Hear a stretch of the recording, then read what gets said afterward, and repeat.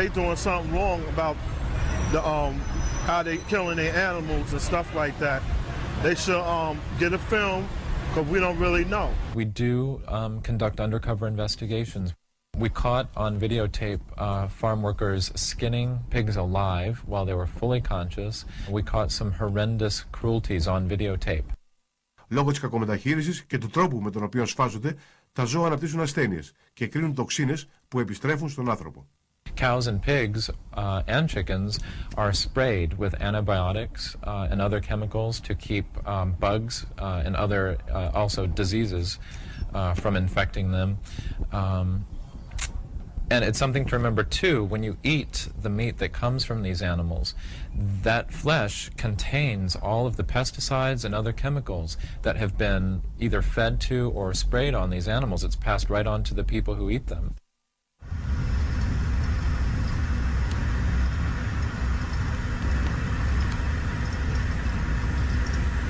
Το Φεβρουάριο έγινε στο Μομπελιέ, στα νότια της Γαλλίας, μια πολύκροτη δίκη.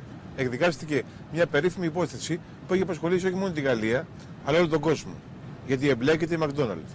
Ο Ζωζέ Μποβέ, ένας ηγέτης εναντίον της παγκοσμιοποίησης, μαζί με ορισμένους συντρόφους του, έσπασαν ένα κατάστημα McDonald's.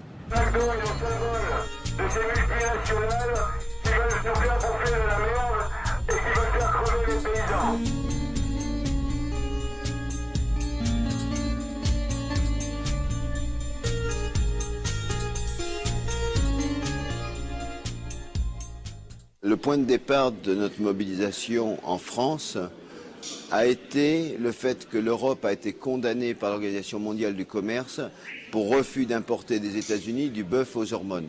Depuis 1989, les hormones sont interdites dans l'élevage en Europe. Η χρήση των ορμονών επιτρέπεται στις ΗΠΑ, αλλά απαγορεύεται στην Ευρωπαϊκή Ένωση. Ο David Byrne είναι επίτροπος στην Κομισιόν για θέματα προστασίας του καταναλωτή.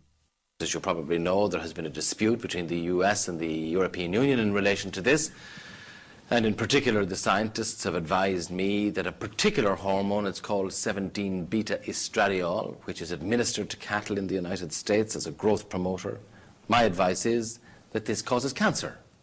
So, we have to ban this, and that's why we don't allow the importation of cattle with this hormone in it. It's a bovine growth hormone, and this increases milk production.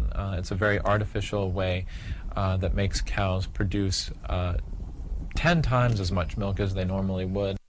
Europeans are probably a lot smarter than Americans because they know that this isn't healthy and they want it out of their country. And Americans, it seems, are willing to put anything into an animal to make it more profitable. Οι Ηνωμένες Πολιτείες κατέφυγαν στον ΠΟΕ, τον Παγκόσμιο Οργανισμό Εμπορίου, που καταδίκασε την Ευρώπη. L'OMC a donné l'autorisation aux États-Unis de prélever 100% de taxes sur un certain nombre de produits européens, dont le fromage qui est produit dans ma région d'origine, qui est le Roquefort. Et par rapport à cela, nous nous sommes retrouvés pris en otage en tant que paysans par l'OMC et les États-Unis.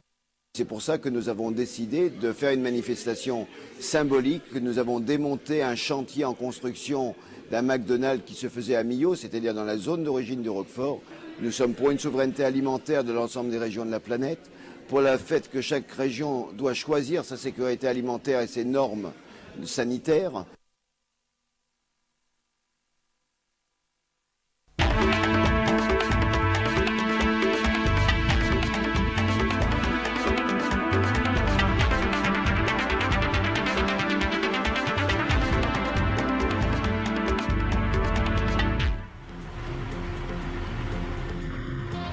This truck carries 2 tons of soybeans, part of them transgenic.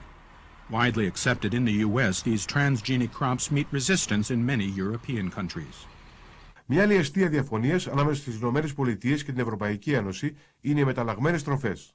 Χρησιμοποιώντας τις νέες ανακαλύψεις στον χώρο της γενετικής, επιστήμονες και εταιρείες σε όλο τον κόσμο προσπαθούν να δημιουργήσουν νέα είδη φυτών και ζώων.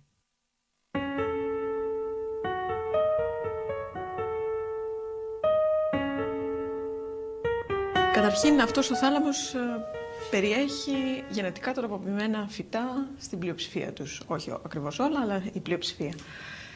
Ο στόχος βασικά όλων αυτών των πειραμάτων είναι να δημιουργήσουμε γενετικά τροποποιημένα φυτά τα οποία παρουσιάζουν αυξημένη ανθεκτικότητα σε συγκεκριμένους ιούς, σε ιολογικές ασθένειες.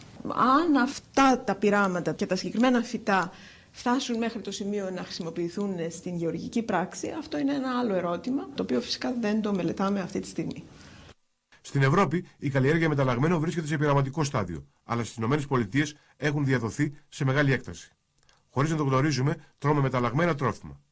Το παραδέχεται και ο εκπρόσωπος των μεγάλων εταιριών μεταλλαγμένων στις Βρυξέλλες. I know a lot of children in my surroundings who eat genetically modified food all the time without being aware of it.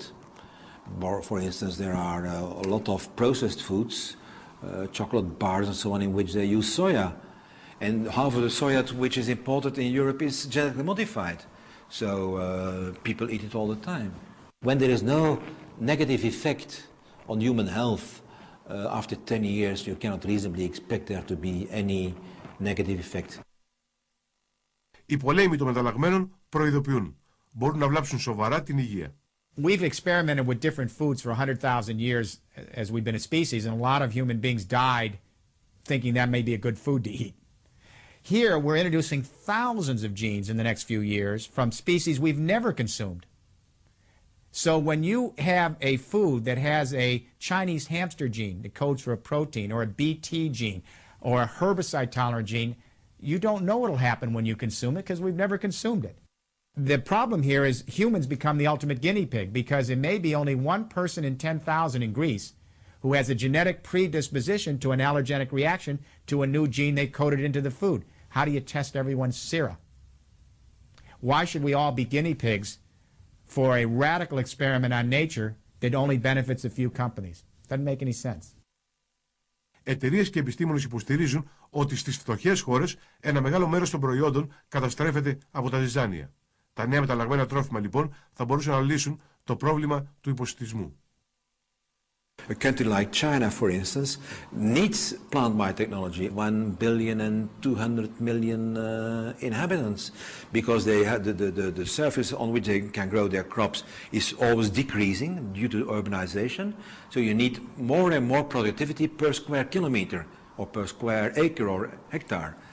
And then you have, when you want to increase productivity, the only way to reach that target seems to be biotechnology. Otherwise, it will not be able to feed its population.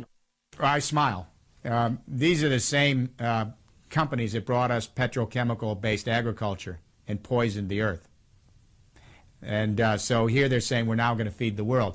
We could feed the whole world right now today. You know, most of the public is not aware of the fact that 1/3 of all the grain grown in the world today is feed grain for animals, not food grain for people. That all happened in the last 75 years. In all of history, from the beginning of agriculture and animal husbandry to today, our animals, the domestic animals, grazed on grass. In this century, we began to take our land and raise feed grain for animals rather than food grains for people. So that means Europeans and Americans and Japanese can eat fatty beef and fatty meats way up on the food chain.